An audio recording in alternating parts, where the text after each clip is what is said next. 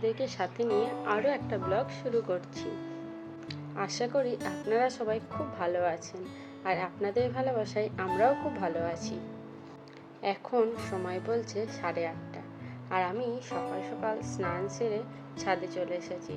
গাছে আজকে প্রচুর ফুল ফুটেছিল, সেই ফুলকোটা নিয়ে আমি ঠাকুর ঘরে চললাম। আজকে তো বৃহস্পতিবার, আজকে পুজো করতে না অনেকটা টাইম লাগে, সেই জন্য যতটা সকাল সকাল পেরেছি স্নান করে আমি চলে এসেছি। প্রতি বৃহস্পতিবারে ঘট বসিয়ে পাঁচালি পরে পুজো করতে আমার প্রায় 45 মিনিট থেকে 1 ঘন্টা টাইম লেগে যায়। সেই জন্য আজকে কি করলাম, পাকুমকে একদম নিচে রেখে দিয়ে তারপর আমি পুজো করতে এলাম।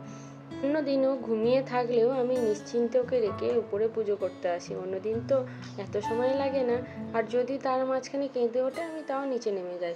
কিন্তু বৃহস্পতিবার লক্ষ্মীর পাঁচালি পড়তে পড়তে বন্ধ করতে নেই বা উঠে যেতে নেই, তাই আজকের ওকে ঘুমন্ত অবস্থাতেই ঠাকুমার কাছে নিয়ে গেছিলাম। কিন্তু ওই নিচে নিয়ে যেতেও আবার ঘুমটা ভেঙে গেল, তাই ঠাকুমা আবার নিজের কাজ বন্ধ করে দিয়ে ওকে নিয়ে বসে আছে। আজকে আবার সকাল সকাল ওর বাবাও বেরিয়ে গেছে। ওর বাবা থাকলে বাবাই ওকে নিয়ে রাখতো। প্রত্যেক দিনের মতো আজও পনু বাবা ঠাকুর ঘরের দরজার সামনে বসে আছে। সবার প্রথম আগে ওকেই প্রসাদ দিতে হয়, তারপরে সেই প্রসাদ নিয়ে আমি নিচে যেতে পারি। আজ মামনি বিভিন্ন রকম সবজি দিয়ে চিলা বানিয়েছিল। আমরা আগে তো এটাকে গোলা রুটিই বলতাম, কিন্তু এখন এর নাম জানতে পারলাম চিলা। যাই হোক, সেটা না খেতে আজকে খুবই সুন্দর টেস্টি হয়েছিল। এর আগে আমি বেসনের চিলা খেয়েছিলাম, কিন্তু সেগুলোর থেকে এটা যেন আরও বেশি খেতে ভালো লাগলো। আর এই দিকে আমার পাকুম্বরিকে সকাল সকাল ওর ঠাকুমা খাওয়াচ্ছে। আজ ওর ন্যাস্টামটার সাথে একটু কলা চটকে দিয়েছি, বেশ দিব্যি সুন্দর খেয়ে নিচ্ছে। জানেন তো, ওর ঠাকুমা ওকে এই প্রথমবার আজকে চেয়ারে বসিয়ে খাওয়াচ্ছে। আসলে আমরা না এখন থেকেই ওকে সব রকমটা অভ্যাস করানোর চেষ্টা করছি। দুপুরে আমাদের খাওয়া দাওয়াটা অনেক আগেই হয়ে গেছে। এই 3টের সময় পৌরসভার কলে না জল আসে, সেই জলটাই একটু বাসনে দিয়ে দিলাম। বাসনগুলো ভিজে থাকলে মাজতে বেশ সুবিধাই হয়। আর এই যে আমার একটু না মিষ্টি মিষ্টি খুব খেতে ইচ্ছা হচ্ছিলো, তার জন্য কি করলাম জানেন তো, একটু দুধটা জাল দিয়ে ভালো করে চিনি গুলিয়ে নিলাম। আর সুমনের একটা স্টুডেন্ট ওই সিমুই দিয়েছিল, সেটা একটু ভিজিয়ে নিলাম।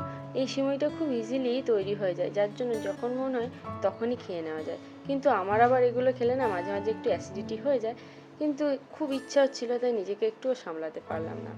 এই দেখেন, এই সিমুইয়ের লোভে কিন্তু এই ভদ্রলোক দাঁড়িয়ে আছে। উনি সব কিছুর গন্ধ পেয়ে যান আর সব কিছু নেওয়ার জন্য ছটফট করেন। এই যে দুপুরবেলায় ভাবলাম একটু রেস্ট নেবো, ওইদিকে ওর বাবা তো অলরেডি ঘুমিয়ে গেছে। আর ইনি বদমাইশটা কি করছেন, আমাকে অনেকক্ষণ ডাকলো, কিন্তু আমি যখন ঘুমানোর ভান করে পড়ে থাকলাম, তখন ও ডেকে ডেকে যখন পারলো না, একা একাই খেলা করতে শুরু করলো। দেখুন কত ঢং করতে শিখেছে, একা একাই খেলা করছে, হাততালি দিচ্ছে, আবার মাথা নামিয়ে মাথাকে ঠেকিয়ে ঢং করছে।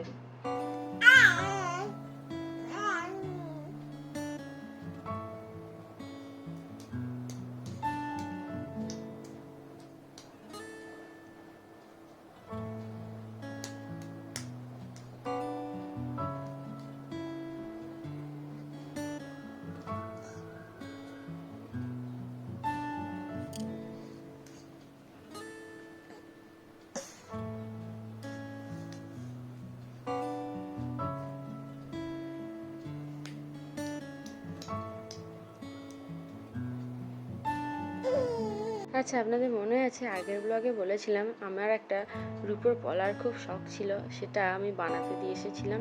এই দেখুন, সেটা আনার পরেই একদিনের মাথায় একটা টুকরো উঠে গেছে, তার জন্য ওটাকে আজকে আবার ফেরত পাঠালাম। মামুনিরা বেরিয়ে গেল, আর তারপরে পাকুমকে দাদু নিয়ে গেল। সেই সময় আমার আবার একটু চাউমিন খেতে খুব মন চাইছিল। ঘরে একটু চাউমিন বানিয়ে সেটাই খেলাম। তা করতে করতে পাকুমের মাসি এলো। ওর মাসিকে কোল্ড ড্রিঙ্কস খেতে দেখে ও সেই গ্লাসটা নেওয়ার জন্য খুব ঝামেলা করছিল, তাই ওর মাসি ওর বোতলটা খুলে ওকে একটু জল খাওয়াচ্ছিল। আজকে ওর দাদু ওর জন্য একটা ডাব এনে দিয়েছিল, সেই ডাবের জলটাই ঠাম্মা ওর এই ফিডিং বোতলে ভরে দিয়েছিল। যখনই জল খেতে চাইছিল আজকে একটু একটু করে ওই জলটাই খাওয়ানো হচ্ছিল। কিন্তু দুষ্টুটা এত বদমাইশ, ওর নিজের জলটা বাদ দিয়ে মাসির গ্লাসে কোল্ড ড্রিঙ্কসটা খাওয়ার জন্য ঝামেলা করছিল। সন্ধ্যেতে পাকুমকে টিফিনে আজকে একটু মুড়ি ভালো করে মিক্সিতে গুঁড়ো করে চেলে নিয়ে সেটাই দুধ দিয়ে খাওয়ালাম।